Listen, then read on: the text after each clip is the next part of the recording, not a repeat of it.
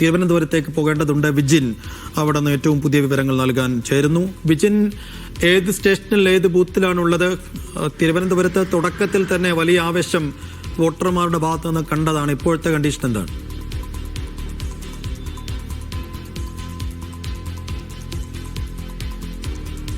നേരത്തെ കണ്ടതിലും കൂടുതലായി വലിയ വരിയിൽ ആളുകൾ നിൽക്കുന്ന കാഴ്ച തന്നെയാണ് എല്ലാ ബൂത്തിലും കാണാൻ കഴിയുന്നത്. കോർപ്പറേഷനിലും വലിയ തിരക്ക് രാവിലെ തന്നെ വോട്ട് ചെയ്യാനായി എത്തുന്നുണ്ട്. സ്ത്രീകളും പുരുഷന്മാരും ഒക്കെയായി എല്ലാവരും നേരത്തെ തന്നെ വോട്ട് ചെയ്യാൻ ഉള്ള ഒരു ശ്രമത്തിൽ തന്നെയാണ് നിലവിലുള്ളത്. തിരുവനന്തപുരം കോർപ്പറേഷനെ സംബന്ധിച്ചിടത്തോളം 9 മണിക്ക് മുമ്പ് വോട്ട് രേഖപ്പെടുത്തി ജോലിക്ക് പോകാനുള്ള ആളുകൾ ഒക്കെയുണ്ട്.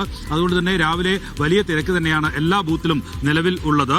ഇപ്പോൾ 9:10 വന്ന കണക്ക് പ്രകാരം ജില്ലയിൽ 12.7% ഔദ്യോഗികമായി തെരഞ്ഞെടുപ്പ് കമ്മീഷൻ നൽകുന്ന വോട്ടിംഗ് പെർസെന്റേജ് എന്ന് പറയുന്നത്. ഒപ്പം തന്നെ കോർപ്പറേഷനിൽ 10 കടന്നിരിക്കുന്നു. 10.59 ഉയർന്നിട്ടുണ്ട്. നേരത്തെ 8 മണിക്ക് ഏകദേശം 5 ഒക്കെ ആയിരുന്നു ഉണ്ടായിരുന്നതെങ്കിൽ അത് 9 മണിയോട് അടുക്കുമ്പോൾ നേരെ ഡബിളായി കൂടുന്ന കാഴ്ചയാണ് നിലവിൽ കാണാൻ കഴിയുന്നത്. എന്തായാലും ആവേശത്തിൽ തന്നെയാണ് തെരഞ്ഞെടുപ്പ് വോട്ടിംഗ് പുരോഗമിക്കുന്നത്. തെരഞ്ഞെടുപ്പ് പ്രചാരണത്തിൽ കണ്ടതിന്റെ അതേ ആവേശം ഇന്നിപ്പോൾ തെരഞ്ഞെടുപ്പിലെ വോട്ടിംഗിലും പ്രതിഫലിക്കുന്നു എന്നുള്ളതാണ്. തുടരൂ. ഇപ്പോൾ MA ബേബി വോട്ട് രേഖപ്പെടുത്തിയ ശേഷം സംസാരിക്കുന്നുണ്ട്. എന്നും വളരെ മികച്ച വിജയം കൈവരിച്ചിട്ടുള്ളത്. ഞാൻ ഓർക്കുന്നുണ്ട്, ഒരു തെരഞ്ഞെടുപ്പിൽ ഒരു ജില്ലാ പഞ്ചായത്ത് ഒഴികെ കേരളത്തിലെ മുഴുവൻ ജില്ലാ പഞ്ചായത്തുകളും അതുപോലെ തന്നെ കോർപ്പറേഷനുകളിലും മുനിസിപ്പാലിറ്റികളിലും ബ്ലോക്ക് ഗ്രാമപഞ്ചായത്തുകളിലുമൊക്കെ വളരെ മിന്നുന്ന വിജയം LDFന് നേടാൻ മുമ്പ് കഴിഞ്ഞിട്ടുണ്ട് പല ഘട്ടങ്ങളിലും. ഇത്തവണ അത് ആവർത്തിച്ചുറപ്പിക്കുന്ന ഒരു ഫലമാവും എന്നാണ് പ്രതീക്ഷിക്കുന്നത്. കാരണം കേരളത്തിൻ്റെ രാഷ്ട്രീയ ചരിത്രത്തിൽ ത്രിതല പഞ്ചായത്ത് തിരഞ്ഞെടുപ്പ് ഇടതുപക്ഷ ജനാധിപത്യ മുന്നണി പ്രസ്ഥാനം ഭരണത്തുടർച്ച നൽകിയ ഒരു കാലഘട്ടത്തിൽ നടക്കുന്ന ചരിത്രത്തിൽ ആദ്യമായിട്ടാണ്, ഇപ്പോഴാണ്. ആ ഭരണത്തുടർച്ചയുടെ വികസന പ്രവർത്തനങ്ങളും ജനക്ഷേമ പ്രവർത്തനങ്ങളും കൂടി വിലയിരുത്തിക്കൊണ്ടാണ് ത്രിതല പഞ്ചായത്തുകളുടെ പ്രവർത്തനത്തെ ജനങ്ങൾ വിലയിരുത്തുന്നത്. അപ്പം അതുകൊണ്ട് തിരുവനന്തപുരം കോർപ്പറേഷനിലും തിരുവനന്തപുരം ജില്ലാ പഞ്ചായത്തിലും അതുപോലെ കേരളത്തിലുടനീളവും LDFന് വളരെ മികച്ച വിജയമുണ്ടാവും എന്ന ശുഭപ്രതീക്ഷയാണ്. ഈ രണ്ടാം തുടർഭരണമാണ് ലക്ഷ്യമിടുന്നത്. രാഷ്ട്രീയ സ്ഥിതി കൂടി ചർച്ചയാകുന്ന തെരഞ്ഞെടുപ്പാകില്ലേ? ഈ തെരഞ്ഞെടുപ്പിൽ പൊതുരാഷ്ട്രീയ സ്ഥിതിയും വലിയ തോതിൽ ചർച്ച ചെയ്തിട്ടുണ്ട്.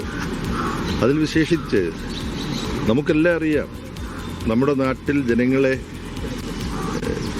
സമാധാനപൂർണമായ ജീവിതം ആഗ്രഹിക്കുന്ന ജനങ്ങളെ ഏറ്റവും കൂടുതൽ വിഷമിപ്പിക്കുന്ന ഒരു കാര്യം വർഗീയമായി ജനങ്ങളെ ഭിന്നിപ്പിക്കുന്നതാണ്, തമ്മിലടിപ്പിക്കുന്നതാണ്. ആ വർഗീയത ഈ ത്രിതല പഞ്ചായത്ത് തെരഞ്ഞെടുപ്പ് കേരളത്തിൽ വളരെ വ്യാപകമായി ചർച്ച ചെയ്യപ്പെട്ടു.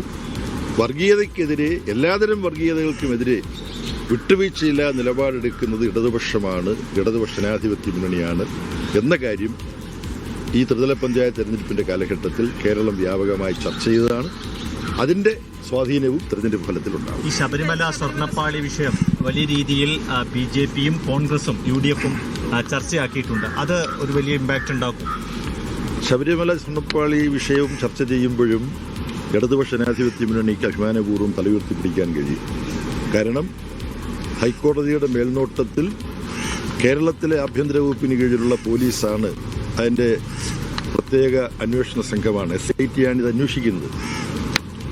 ഇടതുപക്ഷവുമായി ഏതെങ്കിലും തരത്തിൽ ബന്ധമുള്ളവരെ ആരെങ്കിലും ഇതിൽ ഉൾപ്പെട്ടിട്ടുണ്ടെങ്കിൽ അവർക്കെല്ലാം എതിരായി ശക്തമായി നീങ്ങുന്ന ആഭ്യന്തര വകുപ്പിനെയാണ് കേരളം കാണുന്നത്. അപ്പോൾ നിഷ്പക്ഷമായ നീതിപൂർവകമായ പോലീസ് ഭരണം കേരളത്തിലുണ്ട് എന്നുള്ളതിൻ്റെ ഏറ്റവും വലിയ ഉദാഹരണമാണ് ശബരിമലയുമായി ബന്ധപ്പെട്ട വിഷയം. അതിൽ പ്രത്യേക അന്വേഷണ സംഘം നടത്തുന്ന നിഷ്പക്ഷമായ സുതാര്യമായ ഹൈക്കോടതിയുടെ അഭിനന്ദനം പിടിച്ചുപറ്റുന്ന തരത്തിലുള്ള അന്വേഷണം. അപ്പോൾ അത് LDFന് പ്രയോജനപ്രദമായിരിക്കും ഈ തെരഞ്ഞെടുപ്പ്. അത് അതിനെക്കുറിച്ച് ഞാൻ കൂടുതലൊന്നും പറഞ്ഞു. ഈ കേന്ദ്രത്തിലും മറ്റ് സംസ്ഥാനത്തിലും ഒക്കെ കോൺഗ്രസ് ഭരണവുമായി ബന്ധപ്പെട്ട് എത്രയെത്ര അഴിമതികളുടെ പട്ടികയാണുള്ളത്. അതൊന്നും ഈ സമയത്ത് പറയേണ്ട കാര്യമില്ല, ജനങ്ങൾക്കറിയാവുന്ന കാര്യമാണ്. എന്തെങ്കിലും അഴിമതി കാണിച്ച് ആരെങ്കിലും ഇടതുപക്ഷവുമായി ബന്ധപ്പെട്ടാൽ ഇടതുപക്ഷത്തിന്റെ സമീപനം അപ്പോൾ അവരെ ചെവിക്ക് തൂക്കിയെടുത്ത് പുറത്തു കളയും. അതാണ് മതിയല്ലോ. കിട്ടി എന്നുള്ളതാണ്. അതായത് ഈ മേൽക്കോടതിയിലേക്ക് സർക്കാരിനെ കളിയാക്കുന്ന തരത്തിലുള്ള പ്രതികരണമാണ് ഉണ്ടായത്. അതിജീവിതമാർക്ക് വിശ്വാസത്തോട് ധൈര്യത്തോടുകൂടി ജീവിക്കാൻ കഴിയുന്ന ഒരിടമായി കേരളത്തെ മാറ്റാൻ LDF പ്രതിജ്ഞാബദ്ധമാണ്.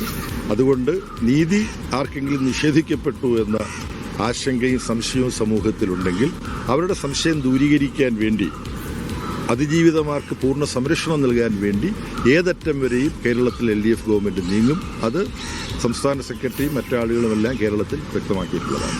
ഇന്ന് ഈ തെരഞ്ഞെടുപ്പ് നടക്കുന്ന സമയത്ത് UDFന്റെ ഒരു MLA ഒളിവിലാണ്. അത് ഒരുപാട് ചർച്ച ചെയ്തുകൊണ്ടിരിക്കുന്ന ഒരു കാര്യമാണല്ലോ. അതുകൊണ്ട് ആ UDFന്റെ MLA എങ്ങനെയാണ് മുഖ്യമന്ത്രിയെ സംബോധന ചെയ്തതെന്നെല്ലാം കഴിഞ്ഞ ദിവസം ഞാൻ നിങ്ങളെപ്പോലെ ഏതോ ചാനലിൻ്റെ അവർ റെക്കോർഡ് ചെയ്തതിൻ്റെ ഒരാൾ എനിക്ക് അയച്ചു തന്നു. അപ്പോൾ വളരെ ധിക്കാരപൂർവമായി ജനാധിപത്യ വിരുദ്ധമായി പെരുമാറിയിട്ടുള്ള ഒരു വ്യക്തിയാണ് അദ്ദേഹത്തിൻ്റെ യുവജന സംഘടനയുടെ നേതൃത്വത്തിലേക്ക് വന്നത് തന്നെ ആ സംഘടനയുടെ ചട്ടങ്ങൾക്ക് വിരുദ്ധമായി കൃത്രിമമായി വോട്ടേഴ്സ് ലിസ്റ്റിലൊക്കെ പേര് ചേർത്തിട്ടാണെന്നൊക്കെയുള്ള ആക്ഷേപമുണ്ടായിരുന്നു.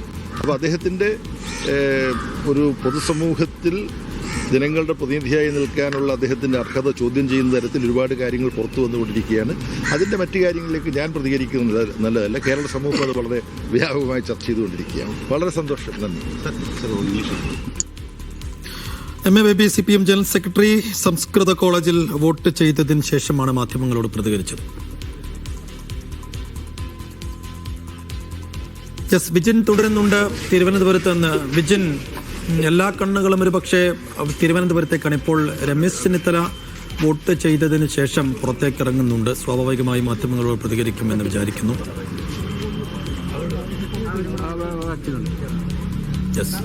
വിജിനിലേക്ക് വീണ്ടും പോകാം. വിജിൻ, തിരുവനന്തപുരത്ത് ഏത് ഭാഗത്താണ് ഇപ്പോൾ വിജിനുള്ളത്? എത്ര വലിയ ആവേശം അവിടെ കാണുന്നുണ്ട്? ആദ്യത്തെ 2 മണിക്കൂർ പിന്നിടുമ്പോൾ തിരുവനന്തപുരം എങ്ങനെ വിധി എഴുതുന്നു?